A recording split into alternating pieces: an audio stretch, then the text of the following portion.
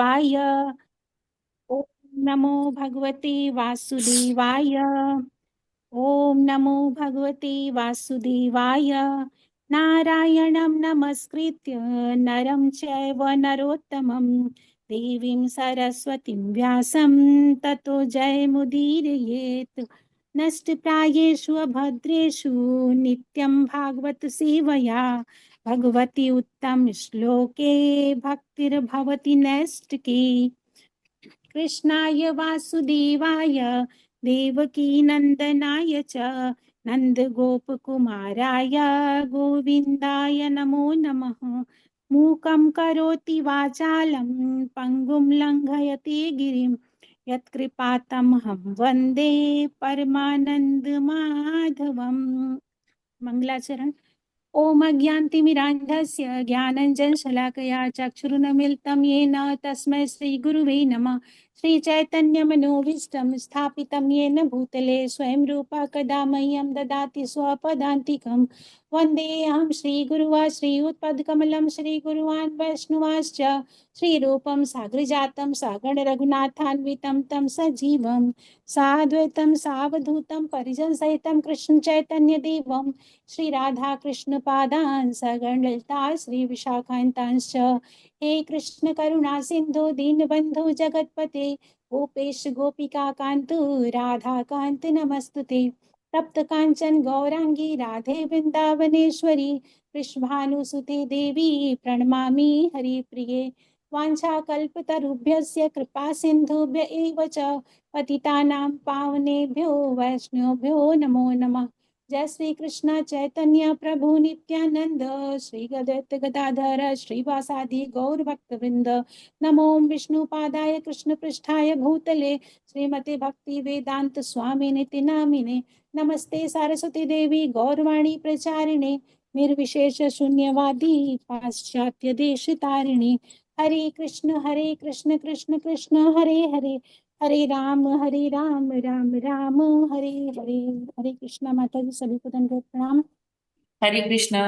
Thank you Rajalakshmi माता जी आज का जप और प्रार्थना करने के लिए। और क्या आप आगे वो राधा कृपा माता जी। कटाक्ष स्तोत्र पढ़ेंगे? यस माता जी, यस माता जी, पढ़ेंगे। जी। श्री राधा कृपा कटाक्ष स्तोत्र।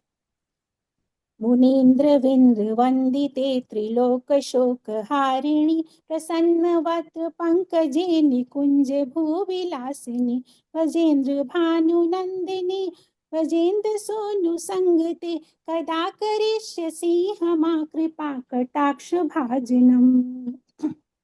अशोक वृक्ष वल्लरी वितान मंडप स्थिते प्रवाल वाल पल्लव प्रभारुरांधि कोमले वराभया स्मृत करे प्रभूत संपदालये कदा करिष्यसि हमा कृपा कटाक्ष भाजनम्। अनंग रंग मंगल प्रसंग भंग भुआ सभिभ्रम सभम परम दिगत वाण पातन निरंतरम वशीकृता प्रतीत नंद नंदने कदा करिष्यसि हमा कृपा कटाक्ष भाजनम्। तड़ित सुवर्ण चंपक प्रदीप्त गौड़ विग्रहे मुख प्रभा परास्ते कोटि शारदे तु मंडले चित्र चित्र संचर चकुसावलोचने कदा करिष्यसि हमा कृपा कटाक्ष भाजनम्। मधुमती यौवने प्रमोदमान मंडिते प्रियानुराग रंजिते कला विलास पंडिते अनन्य धन्य कुंज राज्य काम केलि कोविदे कदा करिष्यसि हमा कृपा कटाक्ष भाजनम्। अशेष भाव धीर हीर हार भूषिते प्रभूत शांत कुंभ कुंभ कुंभ कुंभ सुस्तनी प्रशस्त मंद हास्य पूर्ण हास्य चूर्ण पूर्ण सांख्य सागरे कदा करिष्यसि हमा कृपा कटाक्ष भाजनम्। मृणाल वाल वल्लरी तरंग दोलते ललाट लास्य लोल नील लोचनावलोकन ललल्लुलुमिनान निमोग्य मुक्त मोहिनाश्रिते कदा करिष्यसि हमा कृपा कटाक्ष भाजनम्। सुवर्ण मल्लिकार्षिता त्रिरेख कंबुकंठगे त्रिसूत्र मंगली गुणा त्रिरत्न दीप्त दीधते सलोल नील कुंतला प्रसून गुक्ष गुंफिते कदा करिष्यसि हमा कृपा कटाक्ष भाजनम् नितंब बिंब लंब मात पुष्प मेखला गुणे प्रशस्त रत्न किंकणी कलाप मध्य मंजुले करींद्र शुंड दंडिका वरोह सुभोग रुके कदा करिष्यसि हमा कृपा कटाक्ष भाजनम् अनेक मंत्र नाद मंज नूपुराव स्खलत समाज राज हंस वंश निकणाति गौरवे विलोल हेम वल्लरी विडंब चारु चक्र में कदा करिष्यसि हमा कृपा कटाक्ष भाजनम् अनंत कोटि विष्णु लोक नम्र पद्म जार्चिते हिमार्जिता पुलोम जा विरंजिता मदे अपारे सिद्धि रिद्धि दिग्ध सत्पदादि नखे कदा करिष्यसि हमा कृपा कटाक्ष भाजनम् मखेश्वरी क्रियेश्वरी स्वधेश्वरी सुरेश्वरी त्रिवेद भारतेश्वरी प्रमाण शासनेश्वरी रमेश्वरी क्षमेश्वरी प्रमोद काननेश्वरी ब्रजेश्वरी ब्रजाधि प्रेषे राधिके नमस्तुते इति मधुम स्वं निशम्य भानुनंदिनी करोतु संसतं जनं कृपा कटाक्ष भाजनं भवेत् दैव संचिता त्रिरूप कर्म नाशनं लभेत दावजेन्द्र शून्य मंडले प्रवेशनम् प्रकाय च सिताश्चया दशमाय च विशुद्धिः एकादश्या त्रयोदश्या यः पाठे साधक सुति ययं करम कामयेत काम तम तमाप्नोति साधक कृपा कटाक्ष क्षीण भक्ति स्यात् प्रेम लक्षणा उरुधने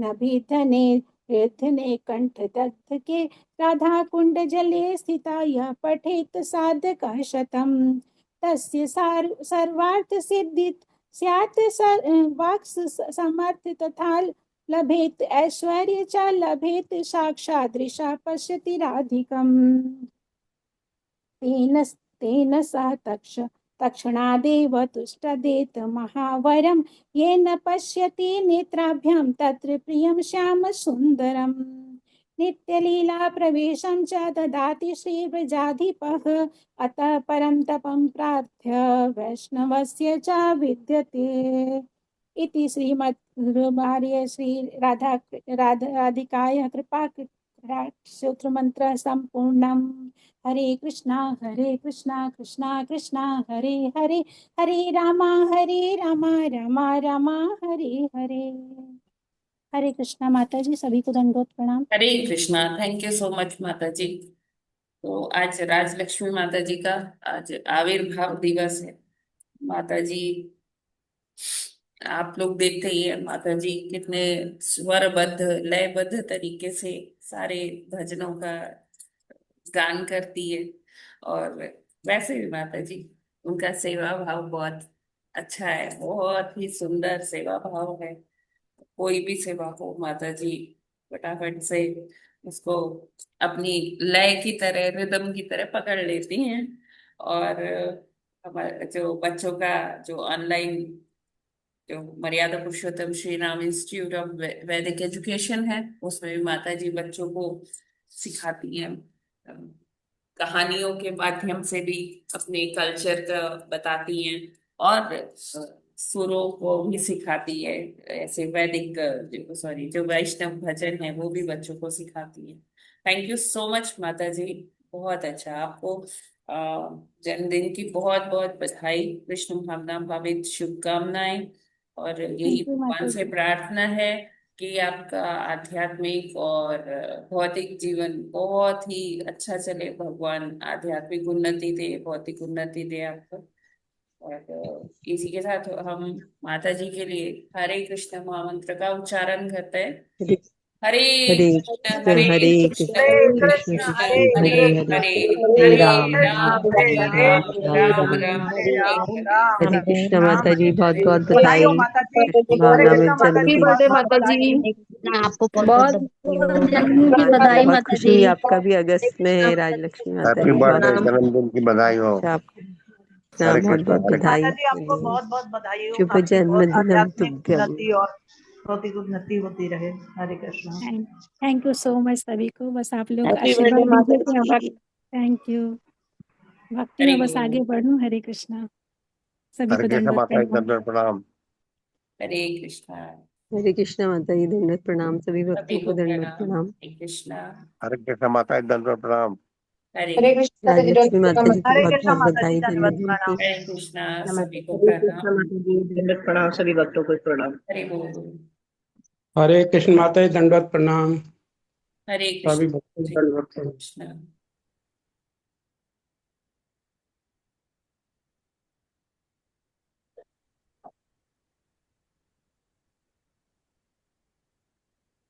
स्क्रीन विजिबल है? नहीं माता जी जी, माता क्लियर नहीं आ ये रहा। बहुत सारे ऐसे मैसेज आ रहे हैं। आया नहीं है, मैं बाकी बहुत सारे मैसेज हैं। अच्छा अच्छा अच्छा, एक मिनट।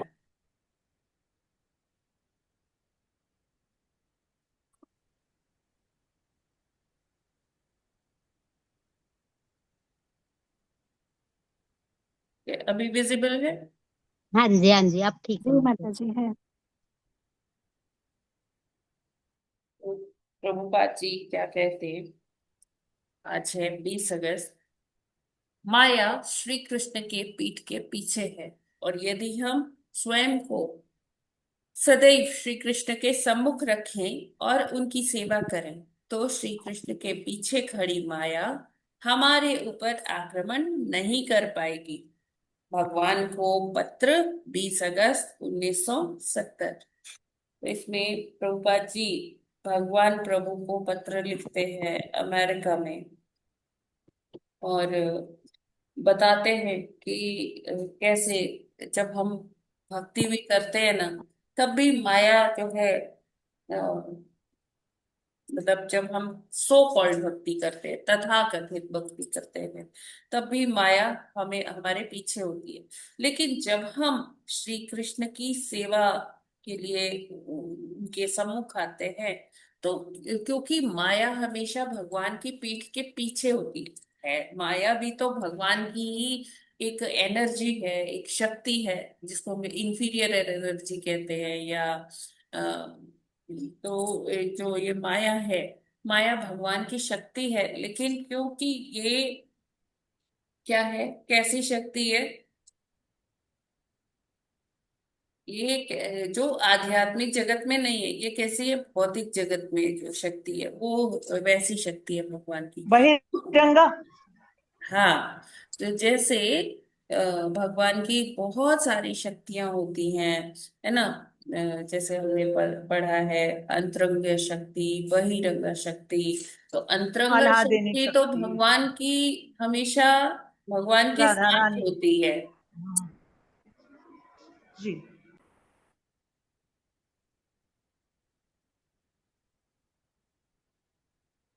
अंतरंगा शक्ति हमेशा भगवान की जो होती है, वो हमेशा उनके साथ में होती है। जैसे हम श्रीमती राधा रानी को कृष्ण से अलग नहीं देखते, उन्हीं के साथ में है ना। और जैसे भगवान की संधिनी शक्ति है ना। तो ये संवित शक्ति है, ये सब भगवान के साथ, सम्मुख भगवान के साथ ही रहती है। और जो बहिरंगा शक्ति है, उनका रोल थोड़ा अलग है। उनका रोल, उनकी सेवा भगवान ने कहाँ दी है, भौतिक जगत में दी है। और भौतिक जगत में होने के कारण जो है, वो यहाँ पर जो जीवात्माएं हैं, उनको कंट्रोल करती हैं। तो ऐसा नहीं है कि वो कुछ विलन है, या वो कुछ गलत काम कर रही है। नहीं, जो भगवान ने जो सेवा दी है वो वही कर रही है। हमें कभी लगता है कि अरे माया देवी बड़ी क्रूर है, माया ऐसी है, माया वैसी है। लेकिन माया जैसी भी है, वो अपनी सेवा बहुत अच्छे से कर रही हैं। ठीक है। तो हमें माया के जो थपेड़े है वो ना पड़े, है ना। तो हमें क्या करना पड़ेगा, हमें श्री कृष्ण के चरणों में एक तरह से सरेंडर करना होगा, शरणागति करना होगा, श्री कृष्ण की सेवा में हमें लगना पड़ेगा। तो जब हम श्री कृष्ण की सेवा में रहेंगे, श्री कृष्ण के सम्मुख रहेंगे, तो माया देवी हमें कोई कुछ भी छेड़ेगी नहीं, बिल्कुल भी हमारे ऊपर वो किसी भी प्रकार का आघात नहीं करेगी, कोई आक्रमण नहीं। क्यों? क्योंकि उसे पता है कि ये तो ठीक है, ये तो भगवान के ही जो लोग हैं, ये तो उनकी सेवा में ही लगे हुए हैं, तो यही तो मेरे को कराना है। मैं इसीलिए, माया कहती है कि मैं इसीलिए यहाँ पर प्रताड़ना देती हूँ कि लोग जो भौतिक विषयों में लगे हुए हैं वो अ, भक्ति में आए। तो वो स्क्रीनिंग टेस्ट करती है कि कौन जा सकता है भगवत धाम, कौन नहीं जा सकता है, और वो इसीलिए प्रताड़नाएं देती हैं माया देवी। तो हमें ये ध्यान रखना चाहिए कि जब हम भगवान की सेवा में लगे रहेंगे तो उनके पीछे खड़ी माया हमारे ऊपर आक्रमण नहीं कर पाएगी। हरे कृष्णा। जगत गुरु श्रील प्रभुपाद की जय।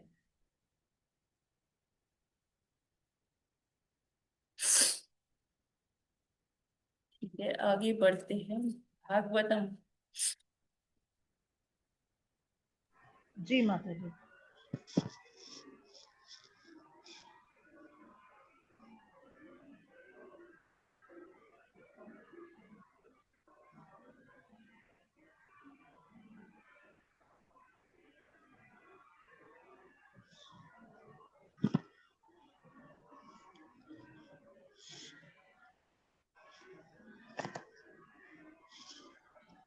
चौथा श्लोक करना है माता जी आज।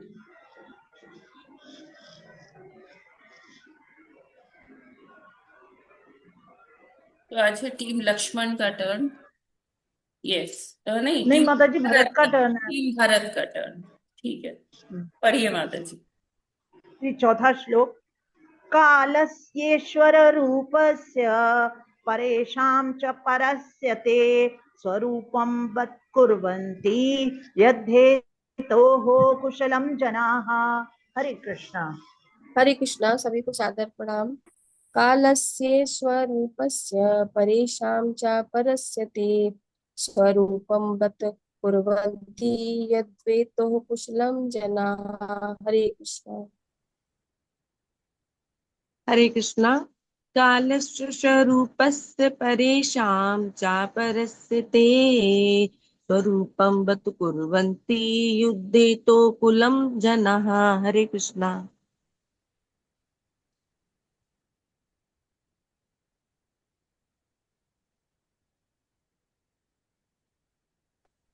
हरे कृष्णा। सभी को दंडवत प्रणाम। कालस्य ईश्वर रूपस्य परेषां च परस्य ते रूपं वत् कुर्वन्ति यत्ते यतेहो कुशलं जना। हरे कृष्ण। सभी को दंडवत प्रणाम।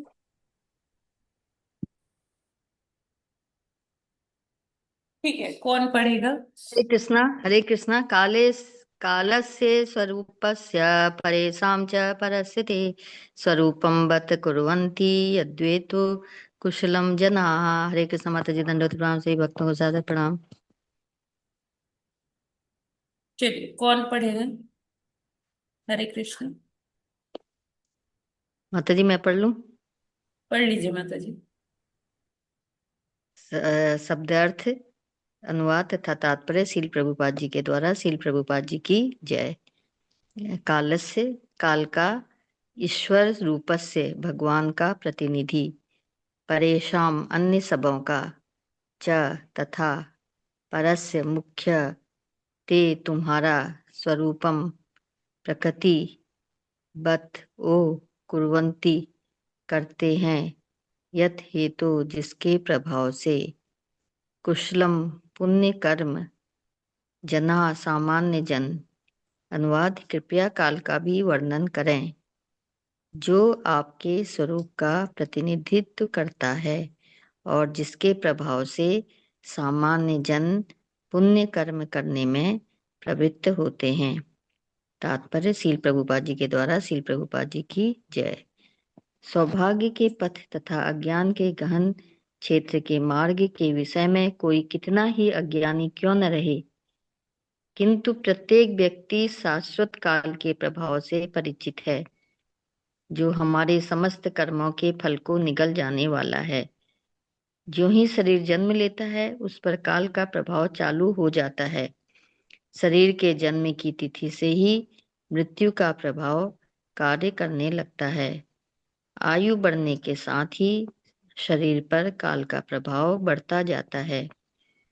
यदि मनुष्य 30 या 50 वर्ष का है तो काल उसकी जीवन अवधि का 30 या 50 वर्ष निगल चुका होता है। प्रत्येक व्यक्ति जीवन की उस अंतिम अवस्था से अवगत है जब उसे मृत्यु के क्रूर हाथों में जाना होगा, किंतु कुछ लोग अपनी आयु तथा परिस्थितियों पर विचार करके काल के प्रभाव से चिंतित होकर स्वयं को पुण्य कर्मों में प्रवृत्त करते हैं, जिससे भविष्य में उन्हें किसी निम्न परिवार या पशु योनि में न जाना पड़े। सामान्यतया लोग इंद्रिय सुख के प्रति आसक्त रहते हैं, अतः वे स्वर्गलोक जाना चाहते हैं। फलतः वे किसी परोपकार या अन्य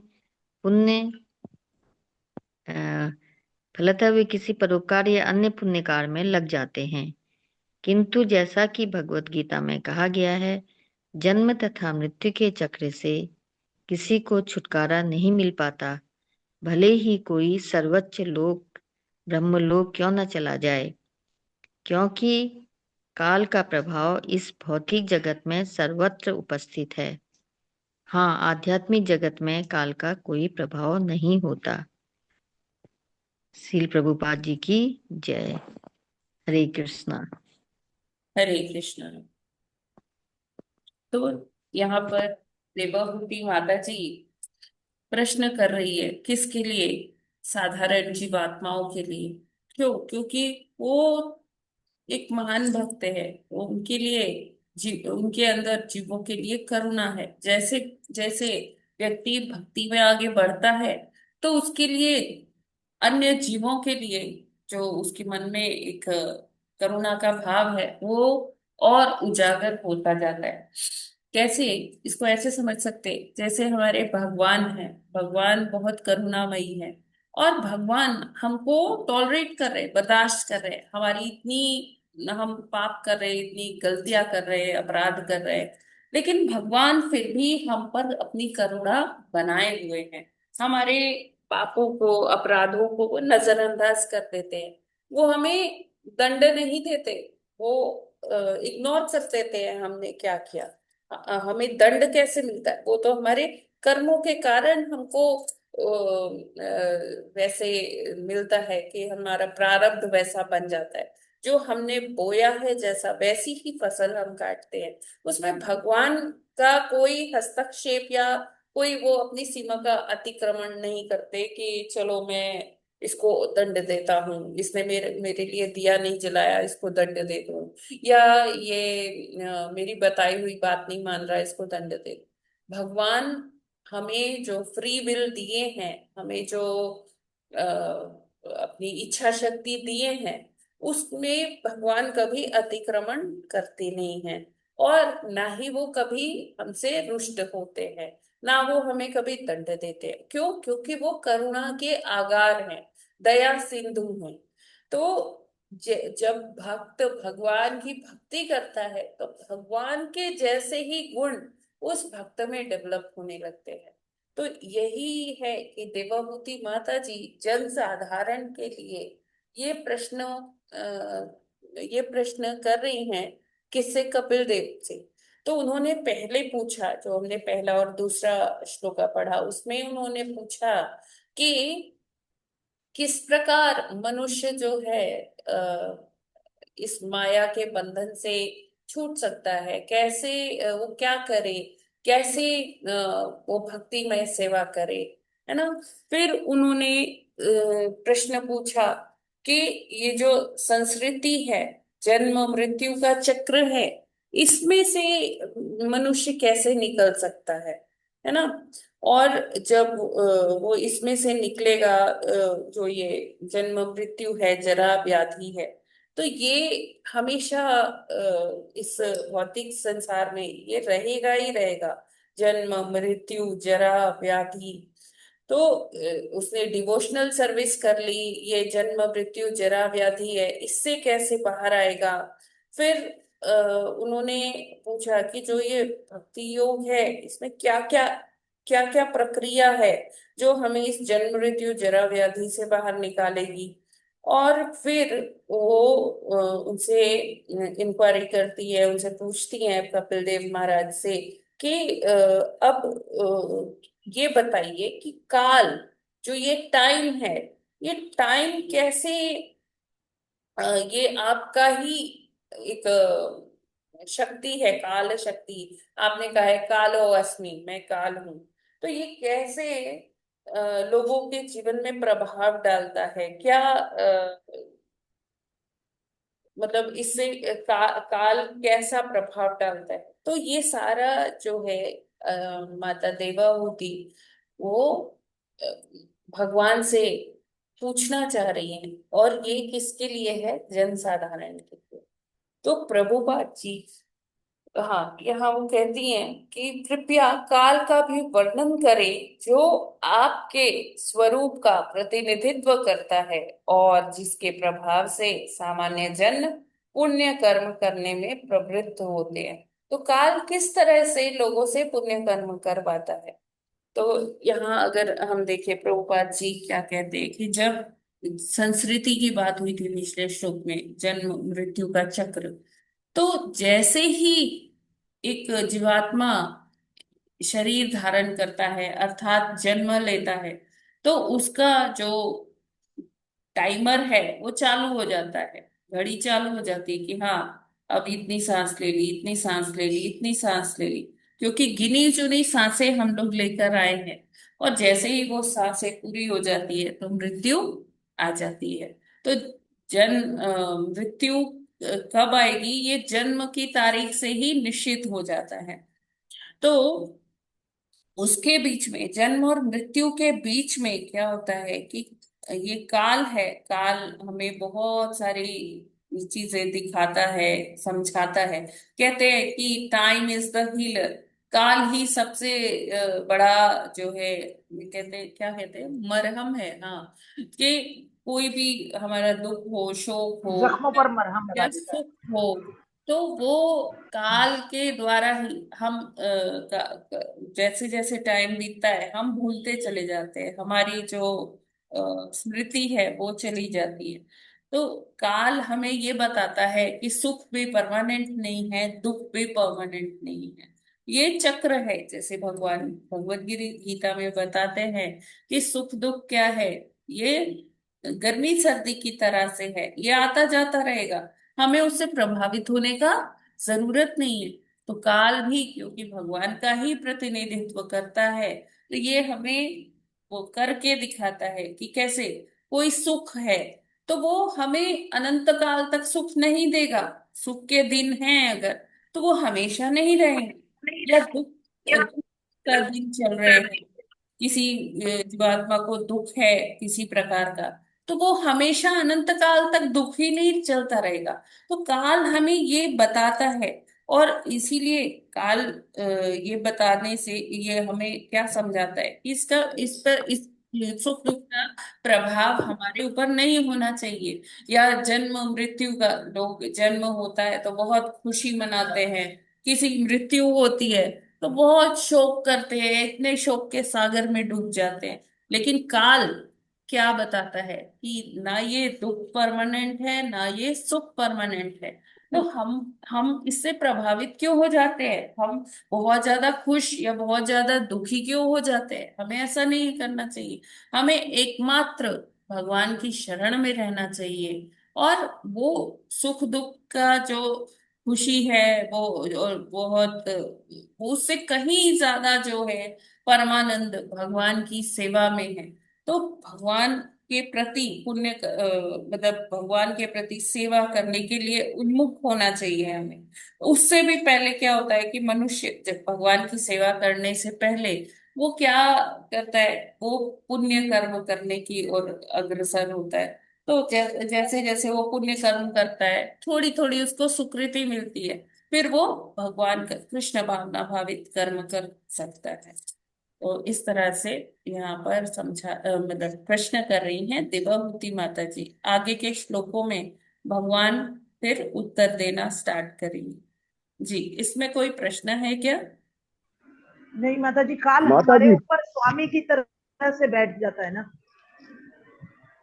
माता जी जो अच्छे कर्म करते हैं उनसे सुकृति प्राप्त होती है और आने वाले जीवन में उस हिसाब से जो है जन्म या कुछ मिलता है। लेकिन ये भी कहा गया है कि इन सुकृति वाले कर्मों से जन्म मृत्यु के चक्र में फंसा रहता है, क्योंकि अच्छे काम है तब भी जन्म ले लेना लगेगा, बुरे काम है तब भी जन्म लेना पड़ेगा। तो फिर उस हिसाब से जो लोग भक्ति में कार्य में लगे हुए हैं तो फिर वो अगर सुकर्म करते हैं तो क्या वो फायदे वाला नहीं है? जनजीवन कैसे चलेगा, समाज कैसे चलेगा अगर सुकृति वाले वर्क को नहीं करेंगे माता जी?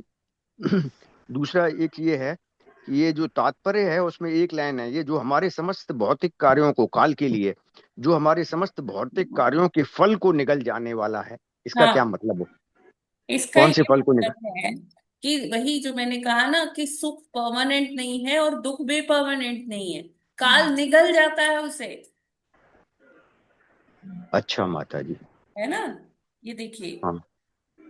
इसको फिर से पढ़ते हैं। सौभाग्य के पथ पर, पथ तथा ज्ञान के गहन क्षेत्र के मार्ग के विषय में कोई कितना ही अज्ञानी क्यों ना रहे, किंतु प्रत्येक व्यक्ति शाश्वत काल के प्रभाव से परिचित है, जो हमारे समस्त कर्मों को के फल को निगल जाने वाला है। मान लीजिए हमने कुछ कर्म किया, एक ऐसे सिंपल उदाहरण, हम कुछ कर्म कर रहे हैं, हम मान लीजिए अच्छे से अपनी जॉब कर रहे हैं, हमें पैसे मिल रहे हैं, सैलरी मिल रही है, उस सैलरी से ना एक लग्जरी कार खरीद ली हमने। ठीक है, बहुत खुशी हुई, बहुत ज्यादा खुशी हुई। ठीक है, फिर क्या होता है कि कार का मेंटेनेंस करते करते करते करते वो भी एक सिरदर्द बन जाता है ना? लगता है कि अरे ये वाली गाड़ी मैंने क्यों ले ली, इतना ये इसमें ये डीजल डलाना पड़ता है, या सीएनजी है तो उसकी लाइन में लगना पड़ता है, तो एकदम सिर दर्द हो गया है। तो वो खुशी हुई, फिर वो दुख हो रहा है ना? फिर तो जो भी है काल ये सबको निगलता जा रहा है, ना सुख को रहने दे रहा है, ना दुख को रहने दे रहा है, वो सब निगलता जाता है हमारे कर्मों के फल। ठीक है। है ये काल का ही कि प्रभाव है कि कुछ भी परमानेंट नहीं है। हाँ प्रभु जी, जो आप अच्छे कर्म करते हैं इंद्रिय सुख के लिए चाहे वो आसक्त होकर करें कि अच्छे परिवारों में जन्म लेना पड़ेगा, ठीक है, जाते तो वो जो है स्वर्ग लोकों में है। परंतु माता जी ये सारे संसार को चलाने के लिए क्या सुकर्म करना आवश्यक नहीं है? ये संसार में लोग किस तरह से अलाइव रहेंगे अगर लोग हाँ सुकर्म नहीं प्रभु करेंगे जी तो? देखिए, एक टाइम पे सारे लोग भक्त नहीं बन जाएंगे, कुछ उसमें से तमोगुणी रहेंगे ही रहेंगे, आसुरी प्रवृत्ति वाले रहेंगे ही रहेंगे, कुछ सतोगुणी रहेंगे, कुछ रजोगुणी रहेंगे, इसी के माध्यम से वो बैलेंस बना रहता है। हाँ, बैलेंस बना रहेगा, इस हाँ, वजह से वो तो अगर सतोगुणी सगुण करे। लोग पुण्य कर्म करते रहेंगे। हाँ माता जी, हरे कृष्ण माता जी। हरे कृष्ण प्रभु जी। सब कार्य साथ साथ चलते रहेंगे, भक्ति वालों की अनंत भक्ति चलती रहेगी, जो अल्लाह को कल्याण करेंगे वो स्वर्ग लोक में जाकर हजारों साल या 10,000 तक सुख पाते रहेंगे। पर यस। जैसा जिसका एम हो वैसा वो पूरी करे, समाज चलता रहेगा, सुकर्म भी करते रहो, भक्ति वाले भक्ति करते रहे। हरे कृष्ण। राधिकेश्वरी माता जी, आप कुछ कह रहे थी? जी यही बात बता रही थी कि काल जो है यहाँ पर स्वामी बन के बैठ जाता है, इसी के कारण उसके कारण कुछ भी परमानेंट नहीं है काल के कारण। हाँ, कुछ भी परमानेंट नहीं है, बिल्कुल माता जी। जी, और वो भगवान है, भगवान काल भगवान का ही प्रतिनिधि है। भगवान ने भगवद गीता में कहा है ना, कालो अस्मि, तो वही है। यस माता जी, हाँ ये तो वो हो चुका। बिल्कुल ये अभी जी अभी जी अपने बिल्कुल बिल्कुल जी। जी माता जी। ठीक है, नेक्स्ट श्लोक पर चलते हैं जी माता जी। पांचवा श्लोक। लोकस्य मिथ्याभिमतेरचक्षुश्चिरं प्रसुप्तस्य तमस्य नाश्रये शान्तस्य कर्म स्वनुविद्धया धिया त्वमाविरासीः किल योग भास्करः। हरे कृष्णा। हरे कृष्णा। लोकस्य मिथ्याभिमतिरेरचक्षुषा चिरं प्रसुप्तस्य तमस्य नाश्रये शान्तस्य कर्म स्वनुविद्या धिया त्वमाविरासीः किल योग भास्करा। हरे कृष्ण। हरे कृष्णा। लोकस्य मिथ्याभिमतेर्चक्षुषु प्रसूतस्य तमस्यानशये शानन्तस्य कर्म स्वनुविद्या धिया त्वमाविरासीः किल योग भास्करः। हरे कृष्णा। हरे कृष्णा। लोकस्य मिथ्याभिमतेर्चक्षुषा क्षीरं प्रसुप्तस्य तमस्यान्न नाश्रायये श्रान्तस्य कर्म स्वानुविद्या धिया त्वमाविरासीः किल योग भास्करः। हरे कृष्णा।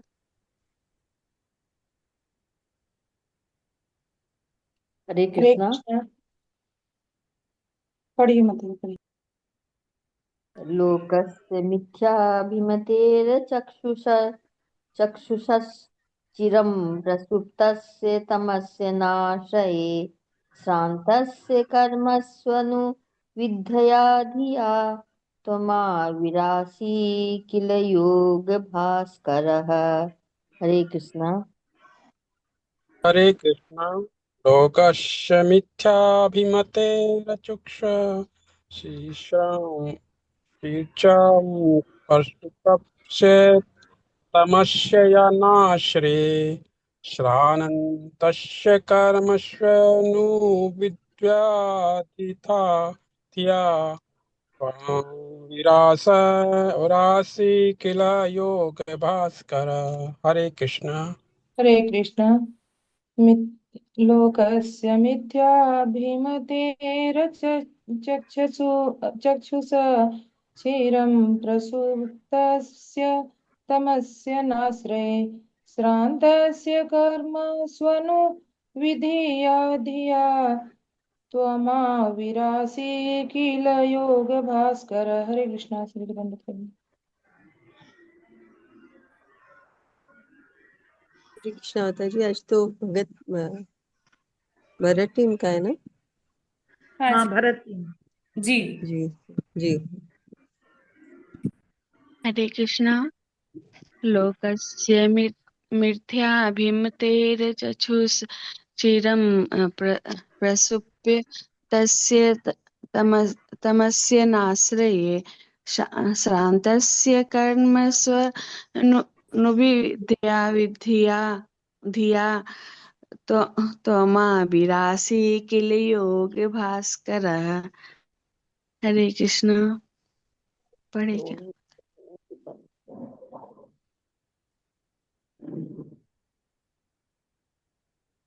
यस, कौन पढ़ना चाहते हैं माता जी? प्रभु जी। पढ़ते माता जी। हरे कृष्णा। माता जी हम पढ़ें क्या? पढ़िए। ठीक है। हरे कृष्णा। शब्दार्थ, अनुवाद एवं तात्पर्य। श्रील प्रभुपाद जी के द्वारा श्रील प्रभुपाद जी की जय। शब्दार्थ। लोकस्य जीवों का मिथ्या अभिमते अंधकार से मोहग्रस्त अचक्षुषः अंधा चिरम दीर्घ काल तक प्रसुप्तस्य सोते हुए का तमसी अंधकार में अनाश्रये आश्रय विहीन शांतस्य थके हुए के कर्मसु कर्मों के प्रति अनुविद्या संलग्न अनुरक्त धिया बुद्धि अविरासी अविरासी किल निदेह योग योग प्रणाली का भास्करा सूर्य। हनुमान, हे भगवान, आप सूर्य के समान हैं, क्योंकि आप जीवों के बद्ध जीवन के अंधकार को प्रकाशित करने वाले हैं। उनके उनके ज्ञान चक्षु बंद होने से वे आपके आश्रय के बिना उस अंधकार में लगातार सुप्त पड़े हुए हैं। फलतः वे अपने कर्मों के कार्य कारण प्रभाव से झूठे ही व्यस्त रहते हैं और रतन थके हुए प्रतीत होते हैं। तात्पर्य, ऐसा प्रतीत होता है कि भगवान कपिल देव की महिमामयी माता श्रीमती देवभूति उन सामान्य जनों की दयनीय स्थिति के प्रति अत्यंत कृपालु हैं, जो जीवन का लक्ष्य न जानते हुए मोह के गहन अंधकार में सुप्त पड़े हुए हैं। एक वैष्णव या भगवत भक्त की यह सामान्य भावना होती है कि वह उन्हें जगाए। इसी प्रकार देवहूति अपने यशस्वी पुत्र से बद्ध जीवों के जीवन को प्रकाशित करने की प्रार्थना कर रही हैं, जिससे उन सबकी अत्यंत दयनीय जीवन दशा का अंत हो। भगवान को योग भास्कर अर्थात समस्त योग पद्धतियों को सूर्य कहा गया है। देवहूति अपने यशस्वी पुत्र से भक्ति योग का वर्णन करने का पहले ही अनुरोध कर चुकी थी, और भगवान ने भक्ति योग का चरम योग पद्धति के रूप में वर्णन किया है। भक्ति योग उन बद्ध जीवों के उद्धार के लिए सूर्य के प्रकाश तुल्य है, जिनकी सामान्य दशा का वर्णन यहाँ हुआ है। उनके पास अपना हित देख पाने के लिए आंखें नहीं है। वे यह नहीं जानते कि जीवन का लक्ष्य भौतिक आवश्यकताओं की वृद्धि करना नहीं है, क्योंकि शरीर कुछ वर्षों तक से अधिक नहीं रह सकता। जीव तो शाश्वत है और उनकी आवश्यकताएं शाश्वत है। यदि मनुष्य केवल शरीर की आवश्यकताओं को पूरा करने में लगा रहे और जीवन की शाश्वत आवश्यकताओं की अनदेखी करता चले, तो वह उस सभ्यता का अंश होगा जिसकी प्रगति जीवों को अज्ञान के अंधकार में क्षेत्र में डाल देती है। उस अंधकार में क्षेत्र में रहते हुए उसका किसी प्रकार की नव चेतना नहीं पाता, अपितु वह धीरे धीरे थकता जाता है। वह इस थकान को दूर करने के लिए अनेक साधन खोजता है, किंतु असफल होता है और निराश रहा आता है। जीवन संघर्ष में इस थकान को मिटाने का एकमात्र उपाय भक्ति मार्ग अथवा कृष्ण भावनामृत का मार्ग। हरि बोल, हरे कृष्णा। हरे कृष्णा। तो देखिए, बहुत सुंदर तात्पर्य के माध्यम से प्रभुपाद जी ने देवहूति माता के इतने करुणामयी भाव को प्रकट किया। यहाँ पे प्रभुपाद कहते हैं कि भगवान तो योग भास्कर हैं। जितने भी योग प्रणालियां हैं, योग की पद्धतियां हैं, उसमें भगवान भास्कर है, उसमें भगवान सूर्य है। यानी कि श्रेष्ठतम जो योग है वो भगवान की भगवत भक्ति ही है ना। तो लेकिन हम क्योंकि यहाँ भौतिक जगत में गिर गए हैं, तो ये क्या है, अंधकारमय जगत है, भ्रमित होते रहते हैं। और उस भ्रम के अंधकार में हमें लगता है कि बस हमें क्या करना है, अपने लिए सुख, सुविधा, ऐश्वर्य, इसी को जुटाना है। अपने शरीर को हम सर्वोपरि मानकर शरीर की सेवा ही करते हैं।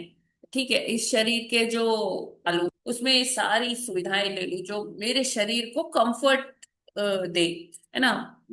हम जाते हैं कहीं शॉपिंग, हम इसी भाव से करते हैं कि मेरे सुख के साधन मुझे खरीदने हैं, है ना। और जब अंतोगत्वा ये किसके लिए हम सुख के साधन खरीद रहे हैं? शरीर के लिए। और शरीर क्या है? नश्वर है। शरीर का जब नाश हो जाता है तो वो सुख साधन तो इधर ही रह जाते हैं, हमारी साथ तो जाते नहीं। लेकिन अगर भगवान की अनंत की कृपा होती है हमारे ऊपर, कोई वैष्णव हमारे जीवन में आते हैं, हमें बताते हैं कि हमारे जीवन का लक्ष्य क्या है, तो हमें उन्हें बहुत ध्यान से सुनना चाहिए। क्योंकि यूं ही नहीं कोई भक्त आपके जीवन में आते हैं, वो भगवान की एक विधि है, भगवान का एक प्लान है कि कैसे इस जीवात्मा को लाया जाए, इस भवसागर से निकाला जाए। तो वो किसी भक्त को आपके जीवन में भेजते हैं। अगर आप उस भक्त की बात को अनसुना कर देते हैं तो इट मीन्स आप भगवान के प्लान कर रहे हैं। ठीक है, तो हमें, क्योंकि भगवान ने हमें फ्री विल दी है, ठीक है, भगवान ने तो भेजा किसी को, वैष्णव को, किसी भक्त को, लेकिन हमने उसे धुतकार के भगा दिया, या हमने उसे कहा चलो चलो अपना काम करो, हमें हम अपने में, ठीक है, मेरे पास टाइम नहीं है, मैं अपना कमा खा रही हूँ, मैं खुश हूँ, मुझे नहीं चाहिए तुम्हारे आनंद। तो मान लीजिए हमने उसको ऐसे बोल दिया, तो इट मीन्स कि जो भगवान ने हमारे लिए प्लान बनाया था, भगवान ने हमें अहेतु की कृपा देनी चाहिए, तो हमने उसमें इंटरवीन कर लिया, हमने उसमें हस्तक्षेप कर दिया। तो यहाँ पर इस भौतिक जगत में, हाँ, जो कुछ हो रहा है वो भगवान के अकॉर्डिंग ही हो रहा है, लेकिन भगवान ने उसी में हमें कुछ स्वतंत्रता भी दी है अपनी इच्छा के पूर्ति के लिए, क्योंकि इसीलिए तो हम इस जगत में आए हैं। तो अगर हम अपनी इच्छा शक्ति को गलत दिशा में ले जाएंगे तो फिर हम अपने साथ ही क्या करेंगे, जैसे कहते हैं ना, कुल्हाड़ी पर पाँव मारना, तो हम पाँव पाँव ही कुल्हाड़ी पर मार देंगे, तो वो वाली स्थिति कर देंगे हम। क्योंकि जो भक्त लोग आते हैं किसी अकारण ही नहीं आते, वो हमारा ही उद्धार करने के लिए आते हैं। तो हमें ये समझना होगा कि जो ये भक्ति है ये बहुत सुंदर है, बहुत हमें हमारे शरीर से ऊपर जो है हमारी चेतना ले जाती है। जब हम सोच पाते हैं कि हम ये शरीर नहीं है, हम कौन है, हम तो उस पूर्ण पुरुषोत्तम भगवान के अंश हैं। तो जब हम हमारी चेतना ऊपर उठती है तब ही हम भक्तिमय सेवा कर पाते हैं भगवान की, और अपने जीवन को एक नई दिशा दे पाते हैं। तब हमें पता चलता है कि हम यहाँ के तो है ही नहीं, हमें यहाँ से बाहर निकलना है। फिर वो प्रयास शुरू होता है, जैसे गुरु के मार्गदर्शन में, वैष्णवों के संग में। तो हम फिर बहुत ज्यादा चांसेस होते हैं जब हम संग करते हैं वैष्णवों का।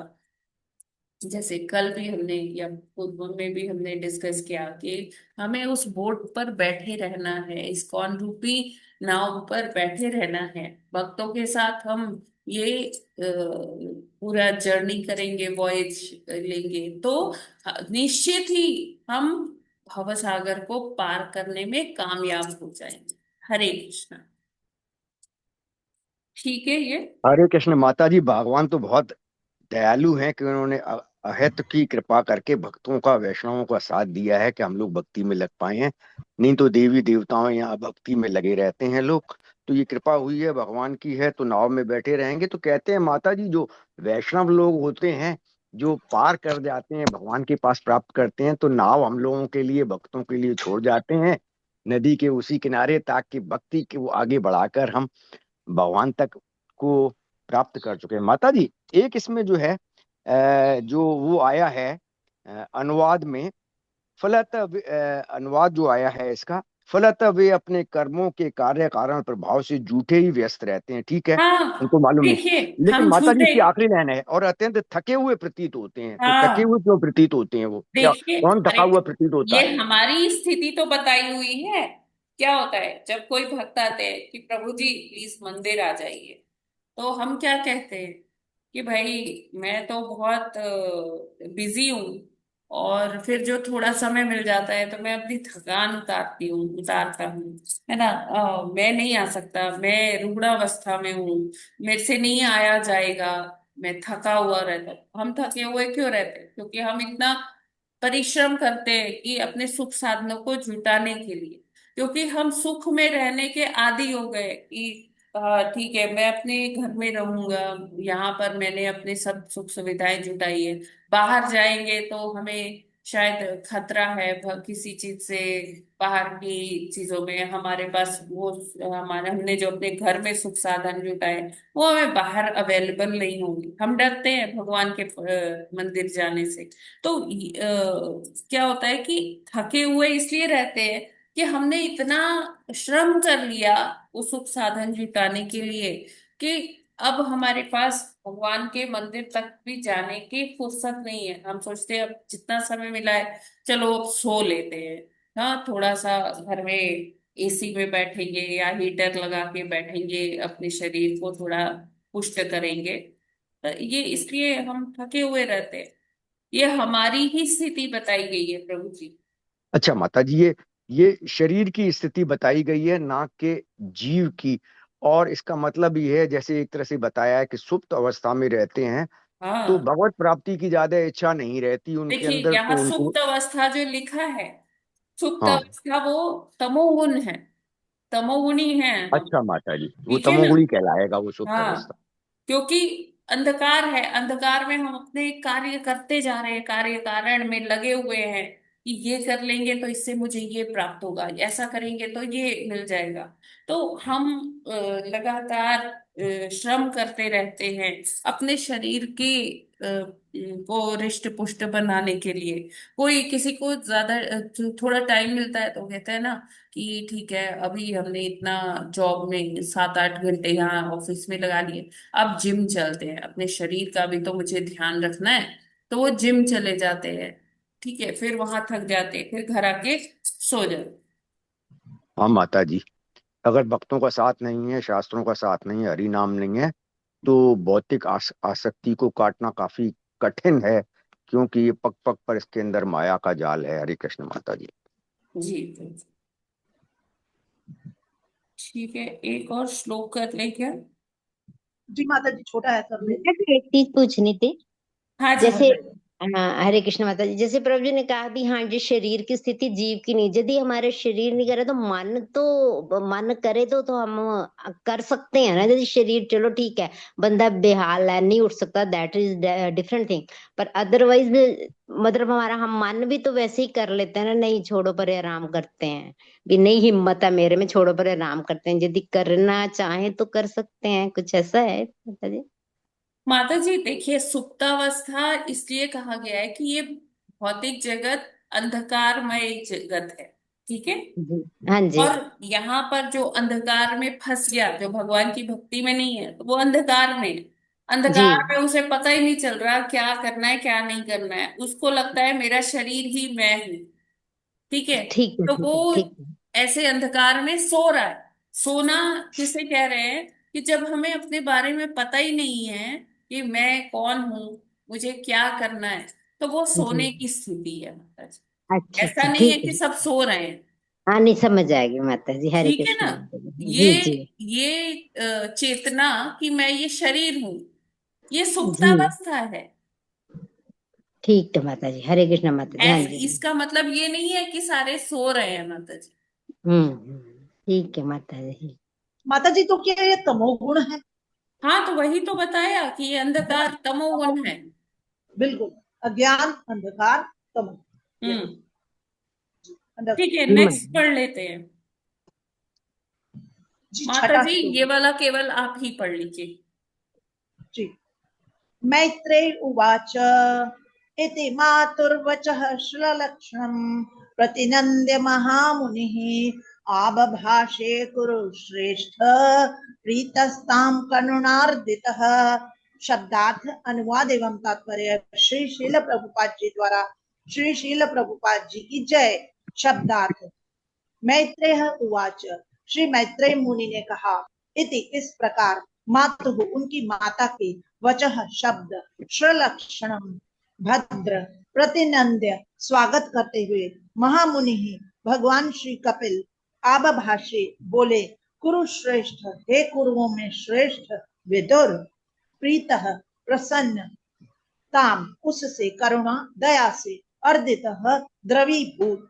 अनुवाद, श्री मैत्रेय मुनि ने कहा, हे कुरुश्रेष्ठ, अपनी महिमामयी माता के शब्दों से प्रसन्न होकर तथा अत्यधिक अनुकंपा से द्रवित होकर भगवान श्री कपिल इस प्रकार बोले। तात्पर्य, भगवान श्री कपिल अपनी महिमामय माता की प्रार्थना से अत्यधिक प्रसन्न हुए, क्योंकि वे अपने व्यक्तिगत मोक्ष के प्रति उतनी चिंतित न थी जितने कि पतित बद्ध जीवों के प्रति चिंतित थी।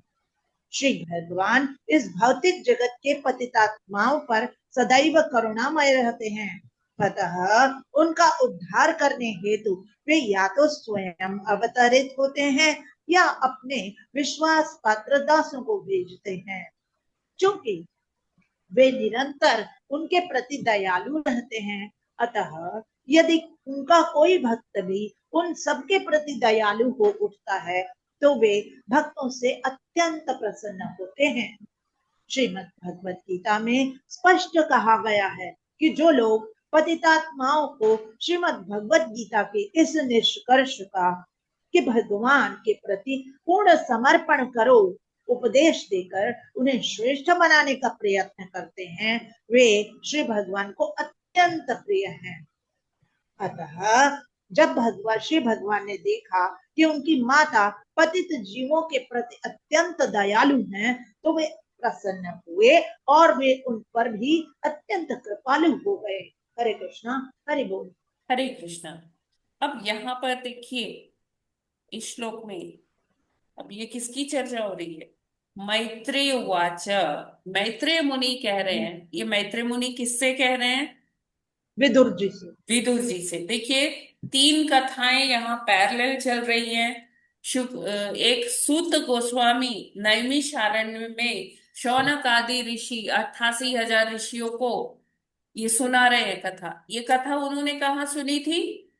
शुकदेव गोस्वामी से सुनी थी, शुक्रताल में, जहां पर वो परीक्षित महाराज को सुना रहे थे। तो सूत गोस्वामी शुकदेव गोस्वामी सुना रहे हैं परीक्षित महाराज को। फिर उन्हीं की कथा में बैठे थे सूत गोस्वामी, जो जब वो शुक्रताल से नैमिषारण्य आते हैं तो वो शौनक आदि ऋषियों को 88,000 ऋषियों को ये कथा सुनाते कि देखो मैं ना शुकदेव महाराज से कथा सुन के आया हूँ, अभी मैं आपको कहता हूँ। क्योंकि नैमिषारण्य में बैठे शौनक आदि ऋषि जो हैं उन्होंने कितने प्रश्न पूछे थे गोस्वामी से?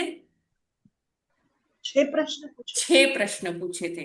तो 6 प्रश्नों के उत्तर में उन्होंने ये पूरी भागवत कथा सुनाई उनको। ठीक है।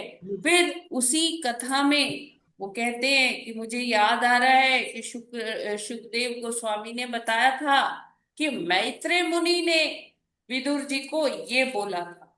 तो यहाँ 3 प्रसंग चल रहे हैं। मैत्रेय मुनि विदुर जी को सुना रहे कथा।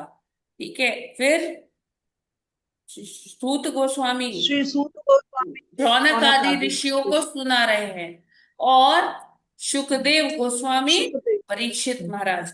तो ये सारा इस तरह से चल रहा है। आप लोग प्लीज कंफ्यूज मत होइएगा कि अभी देवाहूति माता जी का संवाद चल रहा था कपिल देव जी के साथ, तो ये मैत्रेय कहाँ से आ गए?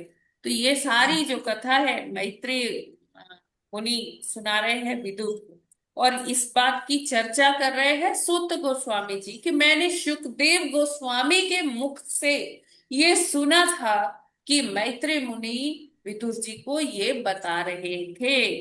हरि बोल। आई होप ये क्लियर है सभी को। जी हम माता जी लंबी 3 स्त्रियां होने की वजह से भूल जाते हैं कि कौन किसको सुना रहा था। थोड़ा कठिन हो जाता है माता जी। जी। माता जी ये जो 6 प्रश्न है ये शुरू में पहला अध्याय मैंने सुना नहीं था, पहले अध्याय में ठीक है, हम इसकी चर्चा कर लेंगे माता जी। ठीक अच्छा है, जी, किसी दिन में जरूर से इसकी चर्चा करेंगे क्योंकि ये हमें पता होना चाहिए। हाँ जी माता जी। हाँ जी। ठीक है। और जो लोग दीक्षा लेना चाहते हैं उनको ये प्रथम जो हमारा कैंटो है उसमें ये बहुत महत्वपूर्ण प्रश्न आता है कि 6 प्रश्न जो शौनक आदि ऋषि ने किए थे वो 6 प्रश्न क्या है और उनके उत्तर क्या। ठीक है ना? तो ये हम एक दिन डिटेल में करेंगे जरूर से। जी माता जी। ठीक है। तो यहाँ पर अब भगवान आगे बोलेंगे यहाँ पर यही बता रहे हैं प्रभुपाद जी अपने तात्पर्य में कि जो देवी देवाहूति जी है, माता है कपिल देव भगवान की, तो वो बहुत ही दयाद्र है। उनके हृदय में करुणा का एक सागर बह रहा है। क्यों? क्योंकि वो खुद एक भक्त है। और भक्त की यही निशानी होती है कि वो भगवान की तरह ही वो दयालु हो जाता है। वो अन्य जीवात्माओं के लिए उसके हृदय में विशेष करुणा जागृत हो जाती है। तो वो अपनी मुक्ति के बारे में, अपने मोक्ष के बारे में इतनी चिंतित नहीं है जितना कि वो अन्य जो साधारण जीवात्माएं हैं, जो इस अंधकूप में घुसी, मतलब अंधकूप में फंसी हुई है, और वो अ, भौतिक कार्यकलाप में ही व्यस्त है, एक तरह से सुप्तावस्था में। मतलब उनको कोई फर्क ही नहीं पड़ रहा कि हाँ उनको यहाँ से निकलना भी है, उनको पता ही नहीं है कि यहाँ से निकलना है। तो एक तरह से वो सो रहे हैं उस अंधकार में, भौतिक जगत के अंधकार में। और उनको जागृत करने भगवान के विशेष दूत आते हैं, उनके पार्षद आते हैं, उनके सेवक आते हैं। तो वो अपनी कृपा करके, जैसे प्रभुपाद जी आए, प्रभुपाद जी ने कितने ही जीवन को बदल दिया, कितने जीवों की जो रक्षा की इस भाव बंधन से, है ना। और उनको भक्त बना दिया और उनको भगवत धाम कुछ को पहुंचा दिया। कुछ अभी कतार में लगे हुए हैं। तो इस तरह से उन्होंने कितने ही जीवन बदले, है ना। हरे कृष्णा। जगत गुरु श्रील प्रभुपाद की जय। हरे कृष्ण। माता जी, भगवान ने यहाँ भी जो है दूत भेजे हुए हैं जो कि हम लोगों के कल्याण के लिए शिक्षाप्रद बातें बताते हैं। प्रभुपाद जी तो बता गए, लेकिन संस्था वाले उसके बाद भी बताते रहते हैं। पूर्व में तो पहुंच गए, अब भी जो है हम लोग तैयारी में हैं। और देवहूति माता भी इतनी करुणामयी हैं जितने भगवान हैं, कि जो पतित आत्माओं का ध्यान रखते हैं कि उनका उद्धार करना है। हरे कृष्ण माता जी। हरे कृष्णा प्रभु जी। ठीक है, और किसी का कोई प्रश्न? माता जी, इसमें मतलब सुखदेव गोस्वामी परीक्षित को सुना रहे हैं, विदुर जी परीक्षित महाराज को सुना रहे हैं, सुखदेव गोस्वामी। मैत्रेय मुनि विदुर जी को सुना रहे हैं। हाँ और सूत गोस्वामी 88,000 ऋषि मुनियों को सुना हाँ रहे हैं। जी जी। और माता जी, जो हम जैसे सुखदेव हम गोस्वामी परीक्षित महाराज जी को शुक्रताल में सुना रहे हैं, और सूत गोस्वामी जी 88,000 शौनक आदि ऋषियों को नैमिषारण्य में सुना रहे हैं। और मैत्रेय मुनि विदुर जी को कहाँ सुना रहे हैं? उसमें बद्रीनाथ में। बद्रीनाथ। यस बद्रीनाथ में ना जी। ठीक है माता जी, अगर हम जो चीज सुनते हैं, अगर हम उसे अपने जीवन में ना उतारें तो ये भी सब अवस्था ही है एक तरीका से। हाँ माता जी, हम लोग अभी क्या है कि मैं अपनी बात कर रही हूँ, आप तो बहुत महान भक्त है माता जी, क्योंकि सुनते हैं बोलते हैं तब भी अपने जीवन में नहीं उतार पाते हैं माता जी, यही विडंबना है। नहीं मतलब वैसा अगर हम एक एक चीज को धीरे धीरे उतारना शुरू करें तो हमें आदत पड़ी जाएगी। माता जी ऐसी आपकी बात। आवाज मुझे क्लियर नहीं आ रही है। मतलब मैं ये बोल रही हूँ कि अगर हम जितनी भी चीज बताई जाती हैं, अगर उनमें से हम एक एक चीज भी रोजाना अपने जीवन में उतारें हाँ हाँ तो जी, हमें अभ्यास हो ही जाएगा बिल्कुल उतारने बिल्कुल की। माता जी। लेकिन वही है कि हम करते ही नहीं है, हम भूल जाते हैं।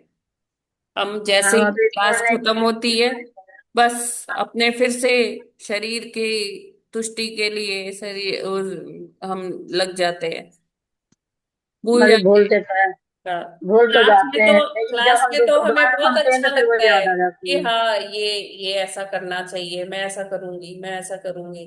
लेकिन ना जैसे क्लास खत्म होती है तो फिर उसी भौतिक दूसरे कामों जगत में के लग कार्यकलाप में हम फंस जाते हैं। भूल जाते हैं। जब कोई दोबारा बताता है तो फिर वो याद आ जाता है। माता जी, जी कार्यकलाप भी तो आवश्यक होते हैं। काफी घंटे भक्ति में हाँ, लगने के बाद भी कार्यकलाप कंटिन्यू। आवश्यक होते हैं, लेकिन कार्यकलाप ऐसे आवश्यक होते हैं कि जो मेन चीज है हम उसे ना भूलें, उसकी चेतना बनी रहे। जो हम कर हाँ रहे हैं माता जी। वो करें, लेकिन वो चेतना हमारी ऐसी होनी चाहिए कि जो हमारे जीवन का लक्ष्य है वो हमेशा हमारे मन में चलना चाहिए, और हम हाँ जो भी कर रहे हैं वो हमें करना है। हम अकर्मण्य नहीं रह सकते, हाँ माता जी। हरे है कृष्ण। ना। लेकिन यहाँ विडंबना तो ये है कि जो जीवन का मेन लक्ष्य है हम उसको एकदम भूल ही जाते, साइड रख देते, और कार्यों को इम्पोर्टेंस दे देते। हमारे अगर उनमें बीच में हम भगवान को बीच में लगा दें तो वो हाँ भूले नहीं हो, जी जी जी, है बिल्कुल ना। सही अगर कहा। हम झाड़ू पोछा लगा रहे हैं तो भाई भगवान को अच्छा नहीं लगेगा गंदगी, तो इसलिए हम भगवान के लिए पहले साफ कर लेंगे। हाँ जी, बिल्कुल। हरे कृष्ण माता जी। माता जी, ये शुक्रताल कहाँ पे है? ये हरिद्वार के पास है माता जी। अच्छा जी, ठीक है माता जी। इसको अब थोड़ा साधारण नाम दे दिया गया, शुक्र ताल नहीं कहते, सुख ताल कह देते हैं। अच्छा अच्छा, ठीक है हाँ माता जी।